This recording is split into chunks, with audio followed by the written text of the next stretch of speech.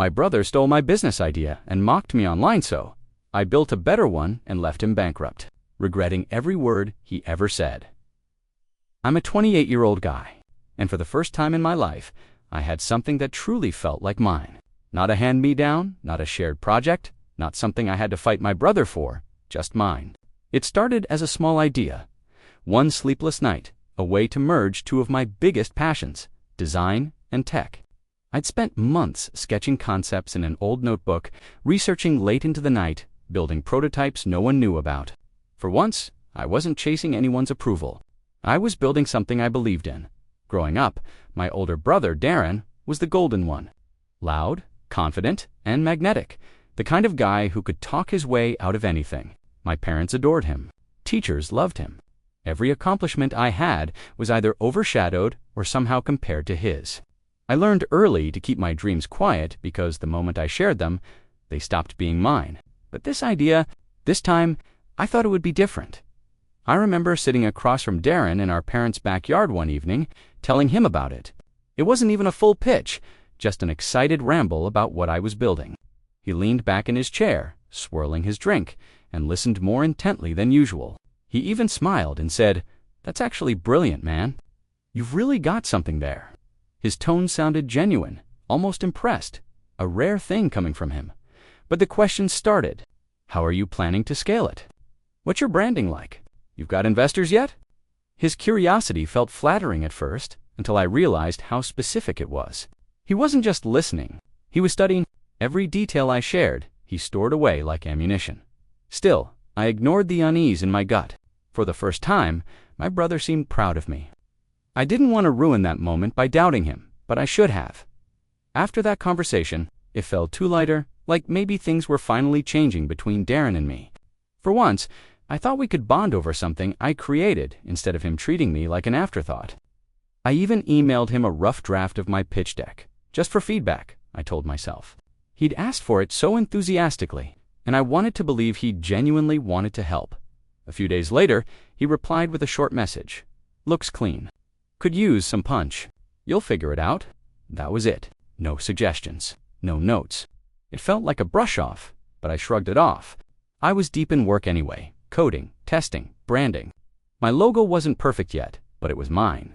I even had a domain name in mind. One I hadn't registered yet but felt emotionally attached to. Then, a week later, I got a message from a college friend. Yo, didn't you have a startup idea like this? Check this out. Link. I clicked. My stomach twisted. It was Darren, grinning in a sleek promo video, pitching a product with the exact same structure. The same unique angle I had been working on. He even used my tagline, the one I scribbled in my journal during a 3 a.m. burst of inspiration. The brand name, almost identical, except he had already launched it. I froze. I must have watched that video 10 times, each time hoping I had misunderstood. But it was all there. The concept, the features, the tone, all things I had shared with him in good faith. I remember just sitting there, numb, as the video auto-played over and over. The worst part, there was no mention of me. No credit, no inspired by. He stole my idea, silently, completely. And suddenly, I realized this wasn't ignorance. It was war. The next morning, I woke up to dozens of notifications. My phone was blowing up texts, tags, DMIs, even emails.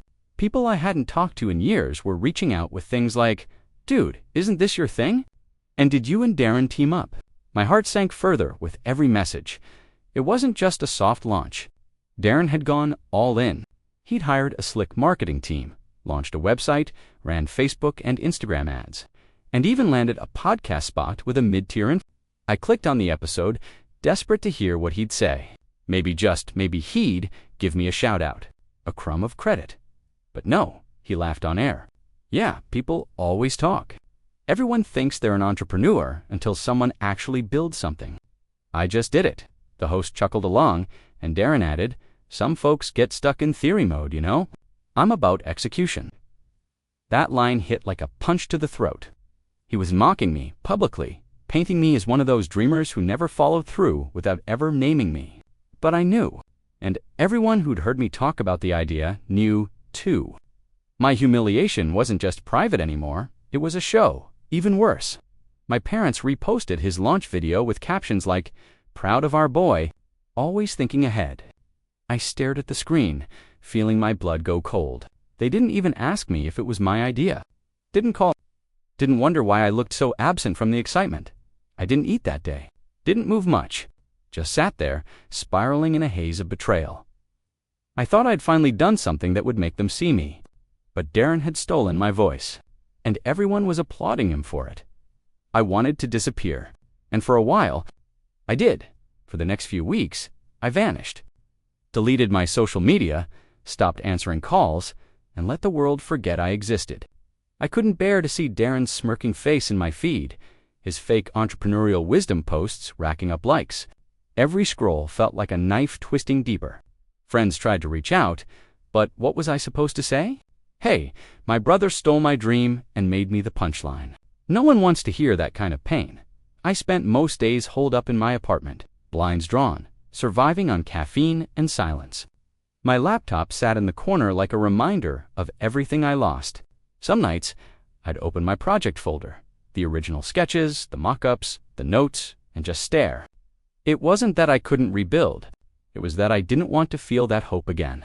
Hope had turned into humiliation. One night, around 2 a.m., I couldn't sleep. Out of habit, I checked one of Darren's posts. The comments were glowing, people praising his innovation. But buried deep in the thread, one comment caught my eye. Didn't someone else post something similar a few months back?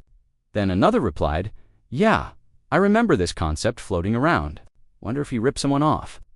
For the first time in weeks, I felt something other than despair. Someone out there saw it. Maybe just one person, but that was enough to spark something in me. I started gathering everything, timestamps, drafts, emails, every proof of how it began. Not to confront him yet, not even to expose him, but to remind myself that I wasn't crazy, that this dream was mine. That night, I decided if he could steal my idea once, I could rebuild it smarter, quieter, stronger. He'd taken my voice. Now, I'd make sure my silence would be louder. The next morning, I reopened everything. My mock-ups, my notes, even the old logo file with uneven fonts and crooked alignment. It was messy, but it was real. Mine. I didn't know exactly what I was going to do, only that disappearing hadn't made the pain go away. It had just buried it under resentment. And resentment, I realized, was fuel. I started rebuilding, not from rage, but from resolve. I stripped the idea down to its bones and rebuilt the architecture, feature by feature. I refined the user experience, corrected the flaws Darren had blindly copied, and even ran a small closed beta with a niche online community. Their feedback lit something up inside me.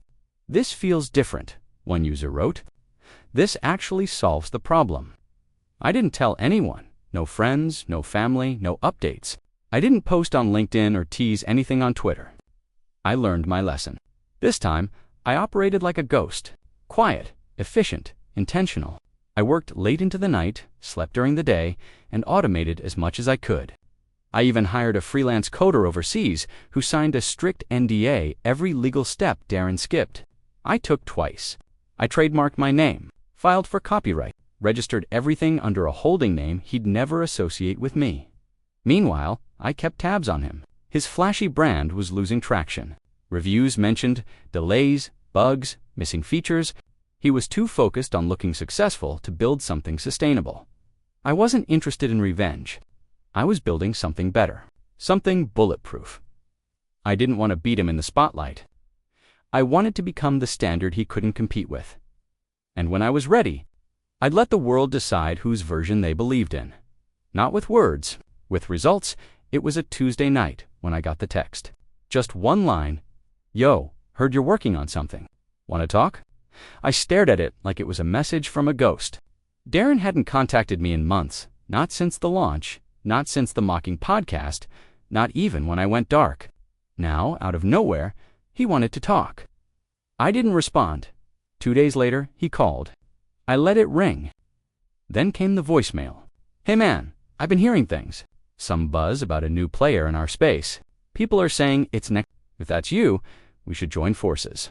Like, seriously? No hard feelings. Let's build something big together. I almost laughed.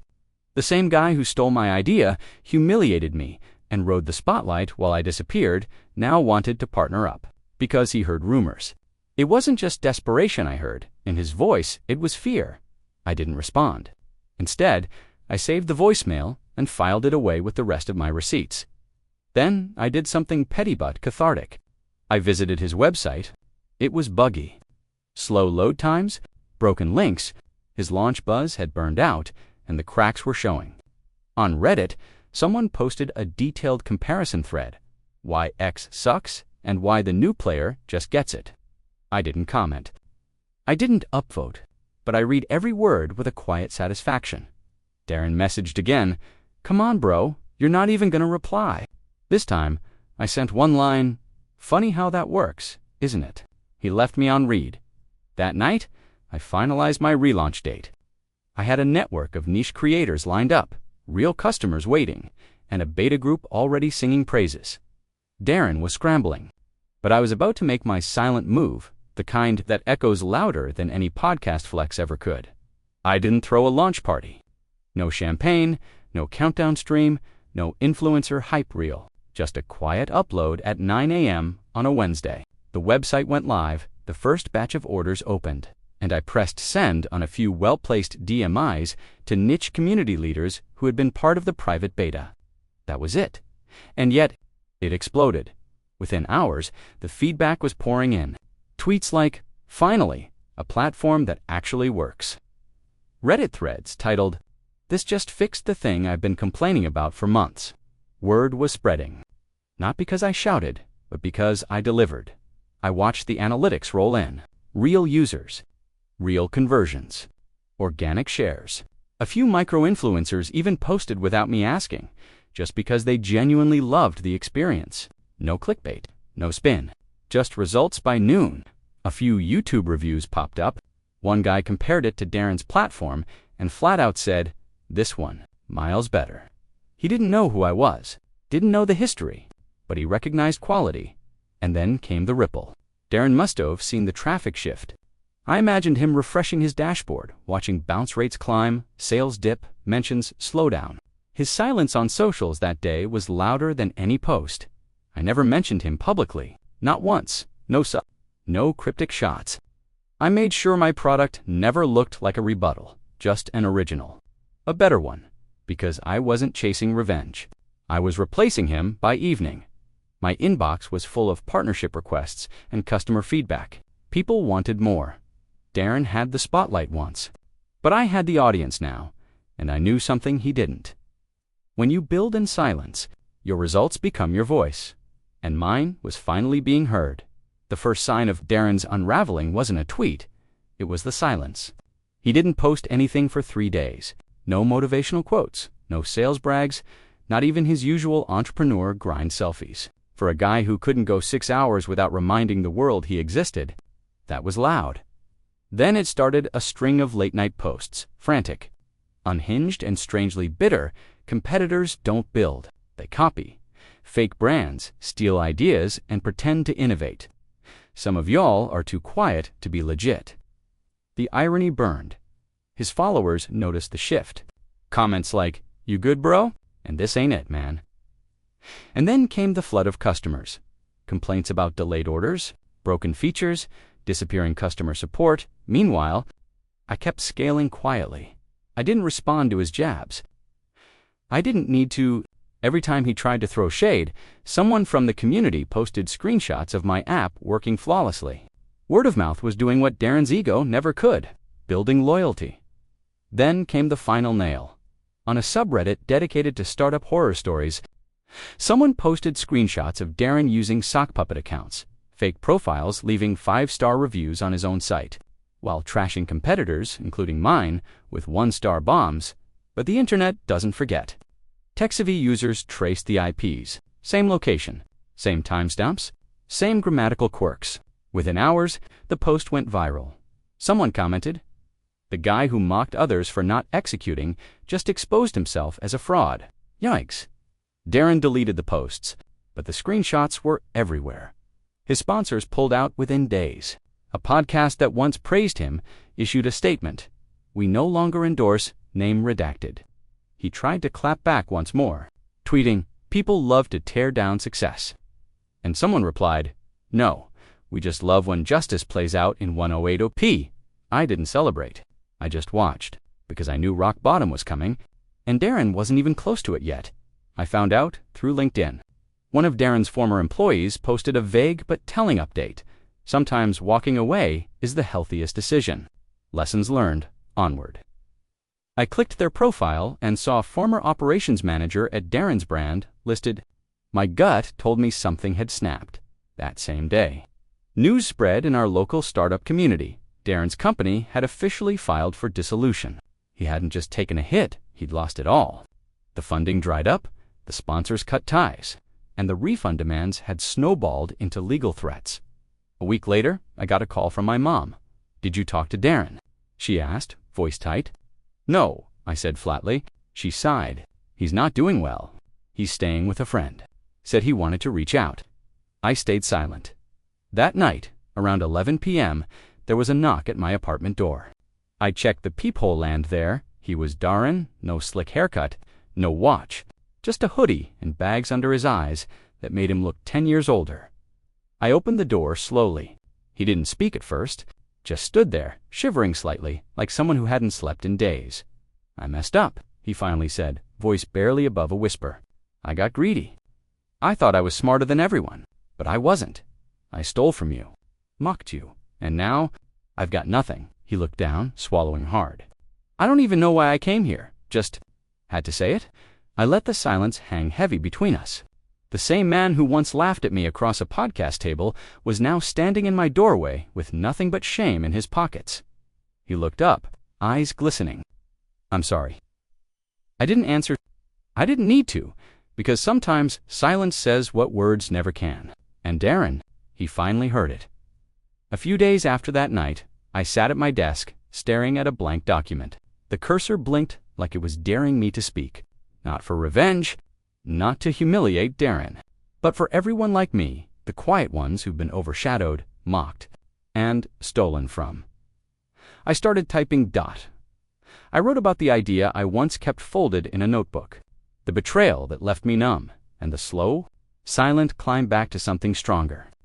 I wrote about what it felt like to be erased by someone who shared your blood, and what it meant to finally reclaim your voice. I didn't name Darren, didn't drop the brand, didn't post screenshots. I let the story speak for itself, just a Medium article, titled, "He Took My Idea. I Built a Better One." I hit publish and went to bed. By noon the next day, it had 8,000 views. By nightfall, 50,000. It was being shared in startup forums, entrepreneurial newsletters, and even on TikTok, where creators turned it into dramatized threads. The comments were overwhelming. I felt this in my soul. This just gave me the push to start again. Whoever you are, you didn't lose. You won. Podcasts started reaching out. I did a few anonymous interviews, voice distorted, no face. I didn't want fame, just truth. And Darren, he saw it. I know he did. He didn't say anything, but I could feel his silence stretching across every platform where he once stood proud. He couldn't clap back because there were no lies to fight.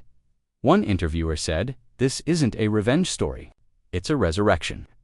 And they were right, because this wasn't about tearing Darren down anymore. It was about showing everyone else that you can lose everything, your idea, your dignity, your voice, and still come back louder than ever. Without ever raising your voice, months passed. The noise settled. The article had made its impact, and I'd quietly stepped back into the shadows where I'd always worked best. My business kept growing, not in viral spikes, but steady waves of loyal customers, word-of-mouth praise, and genuine support. I moved into a small office space downtown. It wasn't flashy, just clean, calm, and mine. The walls were white, the desk minimal, the light soft. There was a strange comfort in knowing that this time I didn't need applause. I didn't need to go viral to prove I mattered. One morning, I passed by a tech networking event being held at a nearby co-working space. I recognized a few faces, startup founders, creators, even a few investors I'd once pitched to before Darren stole the spotlight. No one recognized me at first. But one guy, a software engineer I'd betated with, smiled and said, "You're the guy, right? The one from the story." I just nodded. He grinned. Respect. That was it. Not a trophy, not a headline, just one word from someone who knew. Darren's name still floated around sometimes, usually as a cautionary tale. "Don't do it, Darren," people would say when talking about shortcuts or hype over substance launches. I never joined those conversations. I didn't need to. I'd found peace. Not because I'd won some public battle, but because I had finally stopped needing to prove myself to the people who once overlooked me. My parents eventually called. They didn't apologize, not outright. But my mom said, "We saw your article." Didn't know everything. I just replied, "Now you do." No anger, no bitterness. Just truth. I built something real. Not just a company, but a life that belonged only to me. And that was the most powerful thing of all. If I could go back and talk to the version of me who sat staring at Darren's launch video, heart sinking like a stone in his chest, I think I'd just sit beside him for a moment. Let him feel what he was feeling. Let him break. Then I'd whisper, "He didn't win. He just went first." I spent so many years chasing validation from my brother, my parents, the world. I thought success meant being seen, being praised, being the loudest in the room. But the truth, real success is quiet. It doesn't need to scream. It doesn't need an audience. It just needs to be, I used to believe, betrayal was the end of a story. That once someone stole from you, your idea, your voice, your dignity, there was no way back. But I've learned that betrayal is just a beginning. A painful one, sure. But sometimes pain cracks things open so the truth can finally get in. I didn't destroy Darren. I didn't need to. I simply outgrew the version of me who thought I had to be in his shadow to survive. People still ask me for advice about business, creativity, how to deal with betrayal. I always say the same thing. Protect your silence. It's where your real power lives. Because the loud ones, they rise fast and burn out. But the quiet ones, we build slow, we build deep, and when we finally speak, the world listens. Darren taught me what happens when you build on ego. But I taught myself what happens when you build on truth. He took my idea, but I built the legacy, and I never needed his apology to feel whole again. I just needed to remember who I was before he made me forget.